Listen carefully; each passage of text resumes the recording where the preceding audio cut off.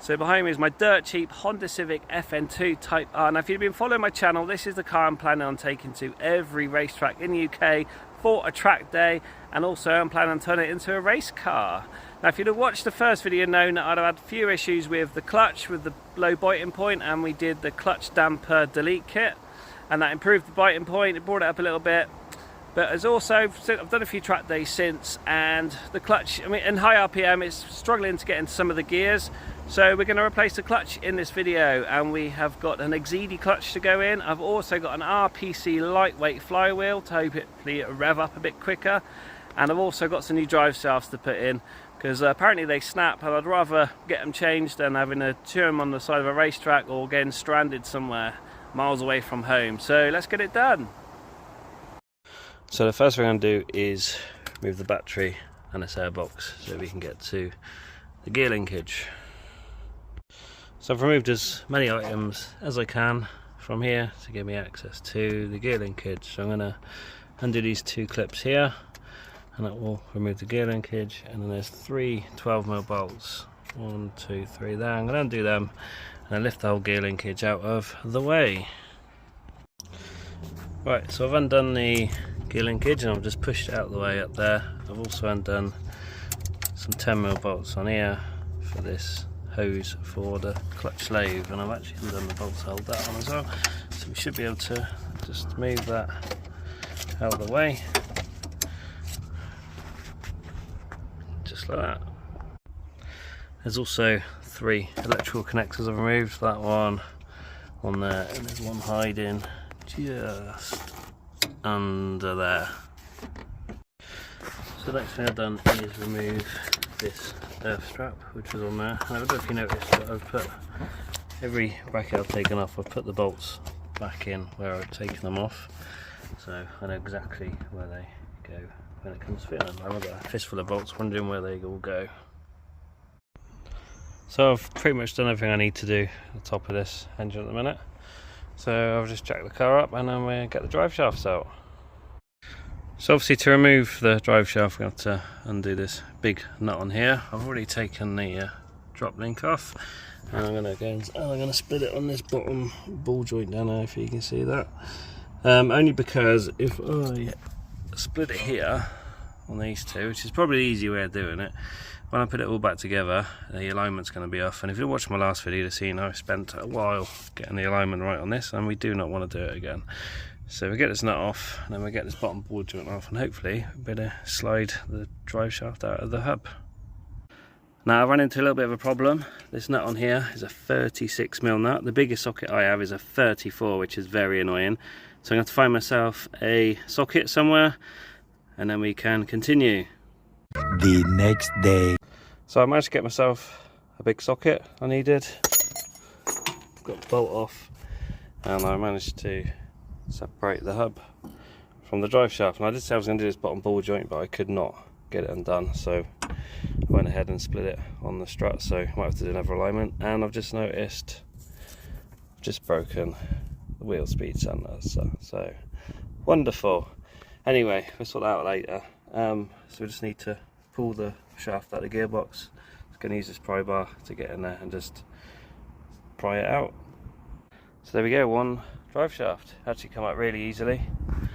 There's the hole it went in there. So we'll go and do the other side. So I managed to get the other drive shaft out. Now I was hoping to split it here while it's on the car, but I could not split the half shaft from the drive shaft.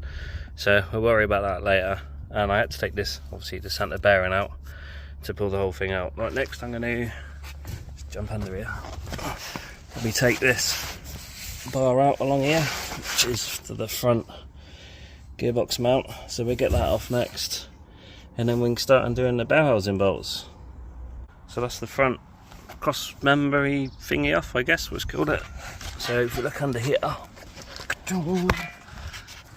I need to remove this front engine mount, because two of the bolts from the gearbox, and then one of them over there is on the engine, so that has to come off. So I'm going to take that off next. So that's the front engine mount off. So next thing I'm going to do is start going around the bell housing and removing the bolts. It's all getting very exciting now. So all the bow housing bolts are out or very loose. If you actually look on the gearbox, you can see it's actually starting to come apart, which is good. So you see I've also jacked the engine up, supported the weight on that, because we're going to remove this engine mount on the top. Back up to the top. So we need to undo this engine mount here. I did take the last couple of bolts out and it should just fall out. Now there's a nut under there which is a pain to get to, so I'm going to undo this bracket here so I can get to that one down there. So I'll take this off and it should be ready to come out.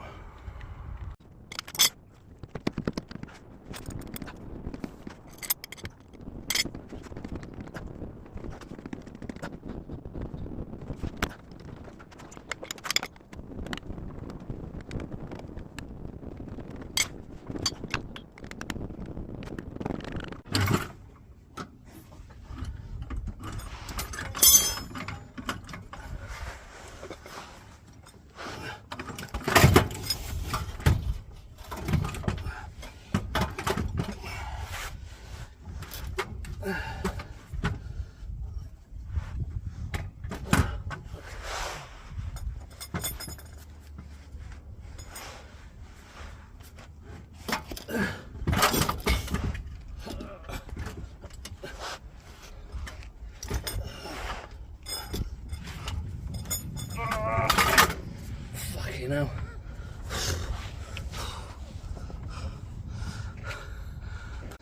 right, so have you just seen it's out, and I probably should have drained the oil before I pulled it out, but anyway I'll do it next time. So there's the clutch, so we get that off and get the new flywheel on. So as you see, got the clutch off. Doesn't actually look too bad, to be honest. I've seen a lot worse. Anyway, it's got a bit of a rattle as well. So next, for the flywheel, you can see that's definitely got hot. So right, let's get this off. So these are the two flywheels. Obviously this is the one I've just taken off. It's the new one. This one's obviously got more holes drilled in it, and this should be lighter than this one. So let's weigh them, see what they actually are. So this is the stock one, and it weighs just under 5 kilos. Let's drop that one down. Let's do the next one.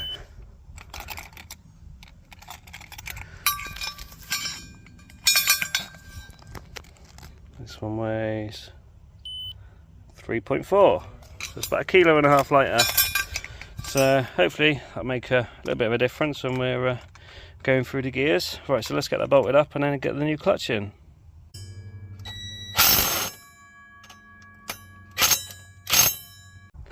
And here's the two clutch plates. Now you can see the distance to the rivets on these two.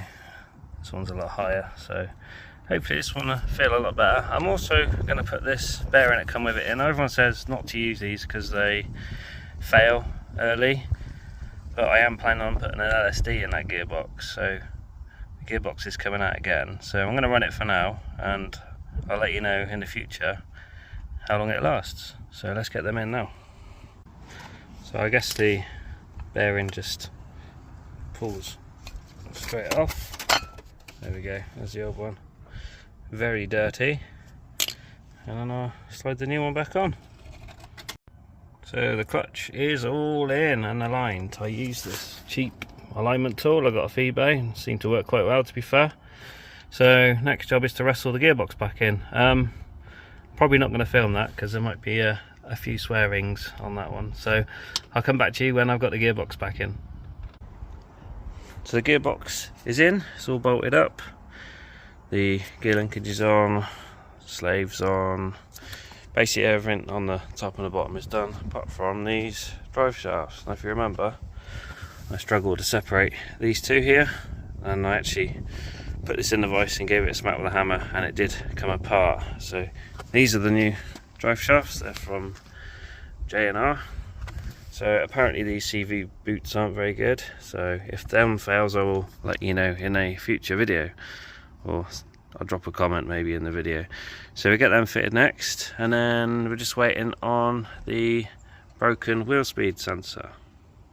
Right then, all the drive shafts are in, and I've got the new ABS sensor now. Because I broke the ABS sensor, you get some extra content of me fitting the sensor. So plug which goes through in the arch all the way through and then into the hub there. So we'll get that fitted. So the ABS sensor is fitted, I've topped the gearbox oil up, so it's ready to take for a drive to see how it goes. So first impressions of the new clutch. The biting point is a lot higher than it was before, and also the pedal is a lot softer. It's a lot less force to push on the pedal to engage the clutch, which is a bit nicer. So if you were planning on doing this yourself, I hope my video has helped you, and I've got a little bit of advice for you. So I'd make sure you got a 36mm socket for them drive shafts, because I obviously did that, put me back by a couple of days.